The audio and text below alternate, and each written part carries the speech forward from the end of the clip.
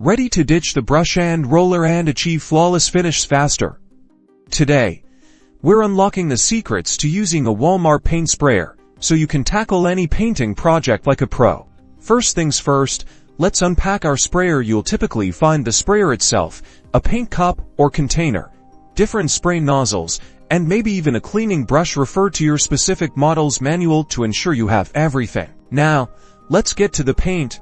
Choosing the right paint is key. Water-based paints work best for most sprayers. Be sure to thin the paint according to the manufacturer's instructions. This ensures a smooth, even spray. Grab your paint, a thinning agent, and a mixing stick, and mix it up. Time to adjust the spray pattern. Most sprayers have settings for horizontal, vertical, and circular patterns. Practice on a piece of cardboard to find the setting that works best for your project. Also, adjust the paint flow knob to get the amount of paint just right. Hold the sprayer about 610 inches from the surface and use smooth, even strokes. Overlap each stroke slightly to avoid streaks and ensure full coverage. Always keep the sprayer moving to avoid paint buildup or drips.